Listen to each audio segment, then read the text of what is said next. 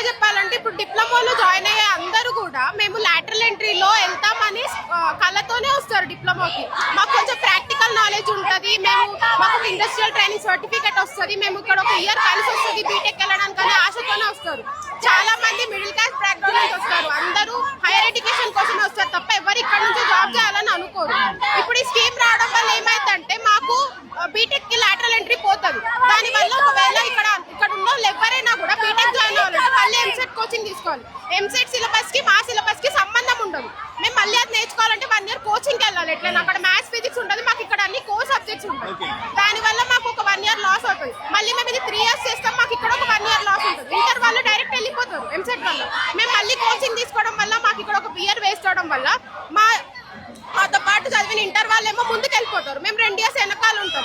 మాకు తర్వాత బయట కాలేజ్ జాబ్స్ కి కూడా స్కోప్ లేదు అంటున్నారు. దానివల్ల ఫస్ట్ మా డిప్లొమా సర్టిఫికేట్ వాల్యూ లేకుండా పోతుంది.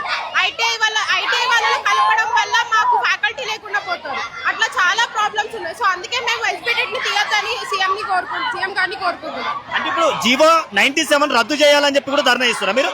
ఎందుకు అది రద్దు చేయడం వల్ల మీకు ప్రయోజనం ఏంది అసలు? రద్దు చేస్తే మాకు ఏమొస్తుంది అంటే లైక్ ఏమంటారు, శక్తి స్కీమ్ అనేది పోవడం వల్ల మా సర్టిఫికేట్ కి వాల్యూ ఉంటుంది. మేము లాటరల్ ఎంట్రీకి వెళ్ళగలుగుతాం, మా బీటెక్ మేము చూసుకోగలుగుతాం. బీటెక్ ఫర్దర్ మేము ఫ్యూచర్స్ ని కంటిన్యూ చేసుకోగలుగుతాం ఫర్దర్ స్టడీస్ ని. సో అందుకనే మేము ఆ స్కీమ్ ని తొలగించాలని కోరుకుంటున్నాం. ఎన్ని రోజుల నుంచి చేస్తారు ధర్నా మీరు ఇక్కడ? జీవో పాస్ అయింది July 16th అలాగా అంటున్నారు. బట్ అప్పుడు మ్యాథ్స్ స్టూడెంట్స్ ఎవరికి తెలియదు, చాలా సీక్రెట్ గా జరిగిందని చెప్తున్నారు. ఈ మధ్య కొంచెం అది అందరికీ అవగాహన రావడం వల్ల మేము ఈ మధ్య ప్రొటెస్ట్ స్టార్ట్ చేసినాము. సో మరి ఇక్కడ ధర్నా చేస్తారు, స్కూల్లో కాలేజీల సార్ వాళ్ళకి ఇట్లా ఏమైనా మిమ్మల్ని ఇబ్బంది పెడుతురా? అంటే వాళ్ళు రావట్లేదు, బట్ ఒప్పుకున్నారు ప్రొటెస్ట్ కోసం. ఎందుకంటే మా ఫ్యూచర్స్ పాడవుతా అని ఫస్ట్ కూడా తెలుసు కాబట్టి. ఏం చెప్తావు రేవంత్ రెడ్డి ఇట్లా జీవోలు తీసుకొచ్చిండు, ఎంతో మంది విద్యార్థులు పేద విద్యార్థులు చదువుకుంటున్నారు, నష్టపోతారు, మరి ఏం చెప్తావు?